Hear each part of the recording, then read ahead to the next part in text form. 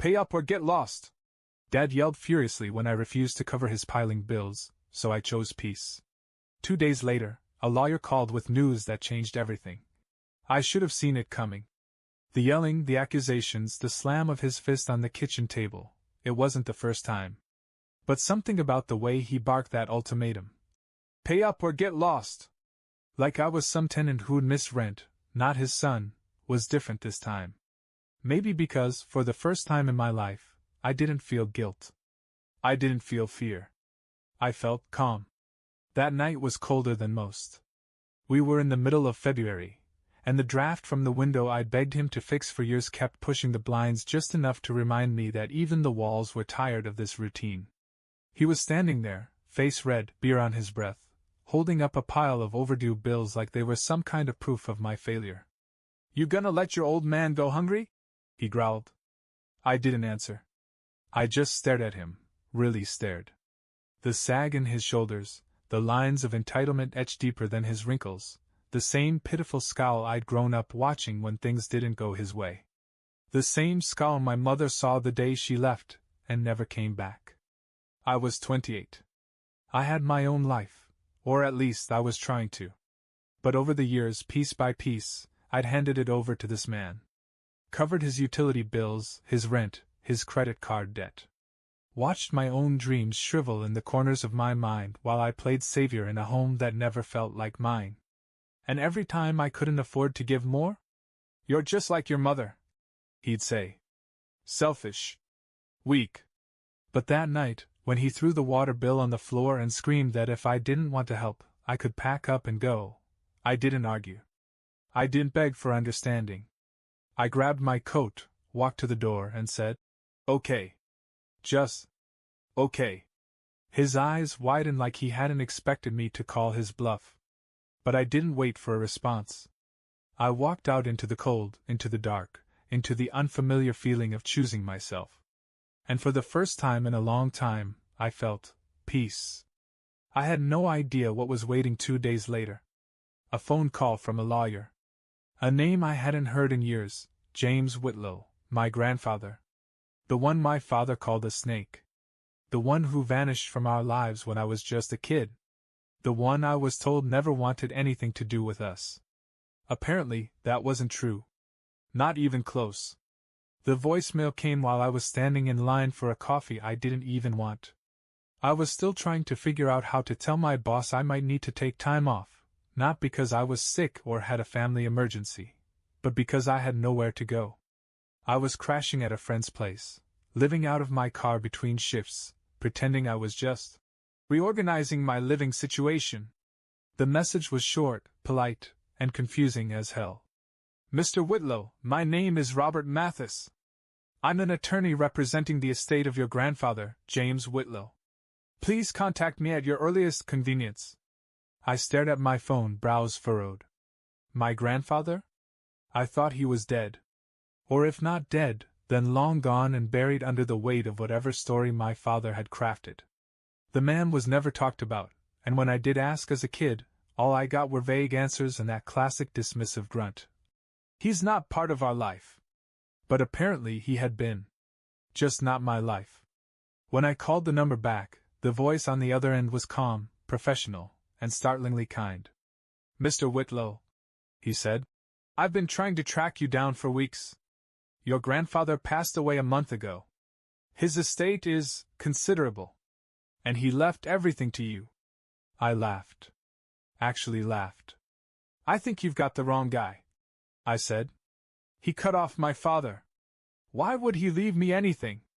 The lawyer paused, like he was used to hearing that. That's explained in the letter he wrote. It's addressed to you directly. Wait, he knew me? He knew of you, the lawyer replied. More than you think. The will is clear. You're the sole heir. I stood there, heart pounding in my chest as he began to list the assets. A fully paid-off 2-story house in a quiet town outside of Portland. A modest investment portfolio. Enough to live comfortably if you manage it well, he said. And the letter. Always the letter. It's important you read it, the lawyer said. He wanted you to understand the why. I didn't sleep that night. Not really. I drove up the next morning to meet the lawyer in person. His office smelled like old wood and expensive paper, and when he slid the envelope across the table, my hands shook. It was addressed in neat, cursive handwriting I didn't recognize, but it still felt oddly familiar. To my grandson, Henry Whitlow. I'm sorry it took me this long. I didn't know it then, but that letter was going to blow open the truth about my family in a way I wasn't ready for. And once I read it, there was no going back. I waited until I was back in the car to open it. Something about that envelope felt heavier than its weight. Like it was holding more than just words, it was holding explanations, regrets, maybe even redemption. Or maybe none of that. The seal cracked like it had been waiting years to be broken. Inside was a single sheet of thick paper, yellowed at the edges, handwritten in black ink that had bled a little with time. The handwriting was neat. Almost too neat. Like he'd rewritten it more than once before settling on this final draft. Henry, it began. If you're reading this, it means I'm gone, and that I chose to do in death what I failed to do in life, speak directly to you. You don't know me. But I've known of you for years. I felt my throat tighten.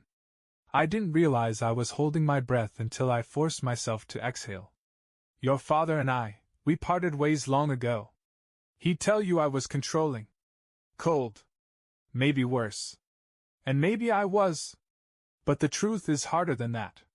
Your father was 16 the first time I caught him stealing from me. 21 when I covered up a crime he swore was a misunderstanding. I spent years bailing him out, financially, legally, emotionally. And when I finally said no, he disappeared. Took your mother and cut me off completely. And he told anyone who would listen that I abandoned him. I gripped the edge of the letter tighter. The wind outside rattled through the trees, but in the car, everything was still. You were just a boy. I thought, if I stayed away, maybe he'd grow up. Maybe he'd be better for you than I ever was for him. But then I started hearing things. Whispers, stories. A friend of mine ran into you years back. You were working a job at a gas station. Said you were polite, tired, and wearing boots with holes in them. And I knew. The cycle had started again. That line hit me hard. I hadn't even remembered the interaction. But now I could feel it, like some invisible string had always been tugging at my life from behind the scenes. I didn't know how to step in. Not after so long. But I could leave you something. A way out. A clean break. You deserve more than to be the next link in a chain of takers and manipulators. You deserve peace. And then, one last line, underlined in the same ink. Break the cycle, Henry. Take this gift and disappear. No explanations. No apologies. Just go live a life that's yours. That was it. No flowery goodbye. No I love you. Just a passing of the torch. A plea from a man who had watched his own son rot from the inside out, and hoped his grandson might still have a shot at something better. I sat there for a long time, staring at that letter, the paper trembling slightly in my grip. It was like someone had reached through time and pulled a blindfold off my face. The verbal abuse, the financial control, the guilt trips, the emotional blackmail, all the things my father had done to me, were exactly what his father had endured before me. And suddenly, I knew exactly what I had to do. I didn't drive back to the place I'd been crashing at. I didn't text anyone to say where I was. I just sat in that rental car, in a quiet parking lot outside the lawyer's office, staring out at the overcast sky, letting it sink in. I was free. Not metaphorically. Not someday. Not if I got a raise or if I got lucky. Right now. Right here. I had the means. I had the letter. And for the first time in my life, I had permission, maybe even a responsibility, to choose myself. It wasn't just about walking away from my father. I'd done that before. Plenty of people have. Gone no contact. And then kept the line cracked open for birthdays or guilt. I didn't want that. I wanted something deeper. Something final. I wanted to disappear. No goodbye. No second guessing. Just a clean break from every version of me that ever flinched when my phone buzzed. I made a list. Not a dramatic, Hollywood-style checklist. Just a scribble on a fast food napkin. Cancel all automatic payments linked to Dad's accounts. Change my phone number. Close my bank account and transfer the funds. Sell the beat-up car I'd been driving. Burn whatever bridges needed burning. The house my grandfather left was in a different state. I'd only seen pictures of it on the lawyer's iPad, a modest two-bedroom tucked behind tall trees, with a porch that looked like it was built for thinking. Quiet. Private. Perfect. The lawyer had said I could take possession immediately. So that's exactly what I did. I left the parking lot, drove straight to a bank to finalize the account transfer, and then checked into a cheap motel for the night with nothing but a small duffel bag and my grandfather's letter folded in my coat pocket. No more apartment. No more forwarding address. I texted my landlord to say I wouldn't be renewing the lease, dropped my keys in the mailbox, and walked away without looking back. I even changed my name, just a middle name swap, nothing that would raise flags. Just enough that if anyone went looking, they'd hit dead ends. I didn't want revenge. I didn't need closure. I wanted silence. And slowly, I began to realize that maybe peace isn't a reward. Maybe it's a decision. The drive to Oregon took most of a day. I passed through towns with names I'd never remember and landscapes that didn't feel real until I was already past them. Somewhere between state lines and empty gas stations, it hit me. No one knew where I was. No one was calling. No one was demanding. For once, I wasn't bracing for the next blow. When I pulled up to the house, I didn't even get out right away. I just sat there, watching it through the windshield. It was smaller than I expected. Weathered. The kind of place you imagine someone living in while they write a novel they never finish. But it was quiet, and it was mine. I finally stepped out, gravel crunching beneath my boots. The air smelled like pine and rain-soaked dirt. I walked up the porch steps slowly, half expecting someone to open the door and ask what I was doing there. But no one came. Inside it was untouched. Clean, but lived in. A kettle still sat on the stove. A plaid jacket hung on the wall by the front door. Like my grandfather had just stepped out for groceries and never came back. There was a photo on the mantel, black and white, slightly faded. Him, holding a boy. A boy that looked a little like me. My throat tightened. I didn't know where this road would take me. But I knew one thing with certainty. I wasn't going back. The first night in the house, I didn't sleep much. Not because I was anxious, but because the silence was so complete. No traffic outside. No pipes rattling. No yelling from the other room. Just the hum of wind weaving through trees and the occasional creak of the old floorboards settling under time. It felt like the house was breathing. In the morning, I made coffee in a chipped mug I found in the cabinet. There were still groceries in the pantry, canned soups, oatmeal, a few jars of pickles. Everything had been left in order, like my grandfather expected someone to come live here eventually. I started exploring.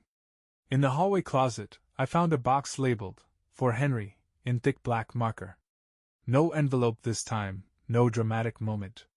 Just a cardboard box, taped shut, waiting quietly. Inside, a bundle of old photographs, most of them black and white. A pair of leather gloves that looked barely worn. A small notebook with the initials, J.W., etched into the cover. And at the bottom, a metal tin with a key inside. The notebook was filled with dates, memories, and single-sentence reflections, many of them about my father. Told Richard no again. He hasn't changed. Still thinks love is a currency. Saw Henry at the station. Didn't say hello? He looked tired. Like me, when I was younger. I sat there reading until the light shifted through the windows. This man, my grandfather, had been watching my life unfold from a distance. And every entry, every word, felt like it had been written with equal parts regret and hope. The key? I didn't know what it opened yet. But something told me I'd find out soon. And that whatever door it belonged to, it wasn't just physical. It wasn't obvious at first.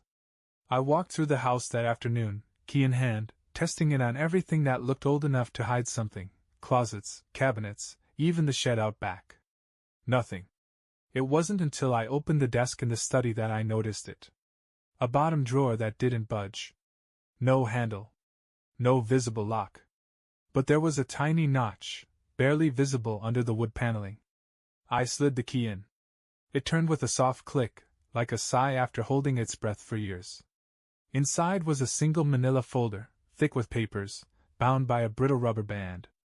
Taped to the front was a note, written in the same careful handwriting as the letter. If you must know everything, start here. But be sure you really want to. I hesitated. For a moment, I considered just shutting the drawer and walking away.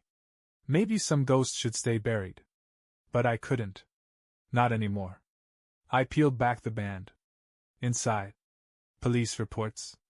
Bank statements. Letters with my father's name on them, some opened, some returned. A printed email chain with the subject line, loan forgery, final notice. The deeper I went, the clearer the picture became. My father hadn't just been a taker. He had stolen. Lied. Forged signatures, including my grandfather's. There were charges once, years ago. Quietly settled. Paid off. The kind of thing a father might do for his son, once. Maybe twice. But not forever. And there, at the bottom of the stack, was the final letter my grandfather ever sent my father. Richard, I tried to help you. I gave you chances. You took each one and used it to dig deeper. I can't do it anymore. Not for you. Not for Henry. If you want to destroy yourself, I can't stop you. But I won't let you destroy him too. The paper was wrinkled, smudged at the corner like it had been gripped too tightly. Maybe my dad had read it. Maybe he'd thrown it in anger. Maybe he never opened it at all. I sat back in the creaky office chair and stared at the walls of the house. The quiet no longer felt empty. It felt earned. I made the last phone call on a Tuesday morning. A quiet, gray morning, the kind that looks like it might rain but never does. I sat at the old kitchen table, the For Henry box beside me, my phone in hand. One final call. Not to my father. Not to explain or confront or beg. To the bank. I closed the joint account we'd once shared. The one I opened years ago, thinking it made things easier. Back when I believed that helping him, fixing him, was how you earned love. After that, I changed the last of my online info. New email. New number. A burner phone for emergencies, nothing linked to the old me. Even my old landlord didn't have it. Everything from my old life, credit cards, gym memberships, even my grocery store loyalty card, I let it all go. Deleted. Erased. And I was still waiting for the guilt to show up. But it never did. I thought I'd feel haunted by it. Like I was abandoning something. But the truth? I'd been the one abandoned over and over again. I was just finally acknowledging it. That afternoon, I stood at the end of the dirt driveway and looked out at the winding road. No cars. No noise. Just trees and sky and the steady hum of wind in the leaves. And for the first time, I didn't check my phone. I didn't wonder who might be trying to reach me. Because no one was. And I didn't need them to. It had been nearly 3 weeks since I moved into the house, and the days had taken on a rhythm I'd never known before. Slow. Simple. Good. I'd wake early, walk the back trails through the woods, make breakfast, and chip away at the long list of small repairs around the house. Nothing urgent. Nothing overwhelming. Just creaky stairs, a sticky window, a porch board that wobbled. I didn't talk to anyone. Didn't post. Didn't scroll. I read books that had been collecting dust in the study. I started sketching again, something I hadn't done since high school. I even found a half-used guitar in the attic and tuned it slowly over a few afternoons, plucking strings that hummed in the quiet air like a language I'd forgotten how to speak.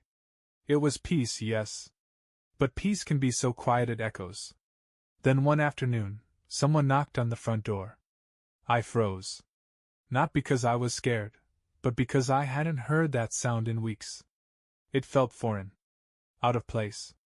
Like a dream bleeding into reality. I opened the door cautiously, unsure of what, or who, I'd find. It was an older woman. Probably late 60s.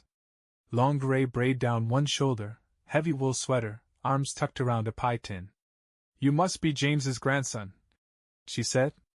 Her voice was gentle, but it held a certainty that told me she hadn't come here by mistake. "I'm Nora. Lived just down the road for the last 30 years. I used to bring your grandfather groceries in the winter." I nodded, unsure what to say. She smiled and offered the pie tin. "Peach. Thought you might be tired of canned soup." I took it slowly. Still warm. She didn't press. Didn't ask why I was here or where I came from. She just looked around the porch, nodded at the repairs I'd made, and said, "He'd be glad someone's living here again." Then she turned to leave, paused at the bottom step, and added, "He talked about you. Not much. But enough." I stood there for a long time after she left, the pie cooling in my hands. Someone knew him. And by extension knew me, in a way. He hadn't erased me. He hadn't forgotten. He just waited, like the house, like the letter, for the right moment to reach across the silence. That night, I sliced a piece of the pie, sat on the porch under a sky full of stars, and played a few soft chords on the old guitar. And for the first time since I'd arrived, I didn't feel alone. Sometimes I still think about calling him. Not to reconnect. Not to forgive. Just to say, I made it. But I don't. Because that would mean opening the door again. And some doors are better left shut. The truth is, I didn't disappear to punish anyone. I disappeared to find out who I was when no one was telling me I wasn't enough. And now? Now I wake up without dread in my chest. I eat meals without budgeting someone else's debt in my head. I live in a house built with silence, yes, but also intention. A place where I get to choose what stays and what goes.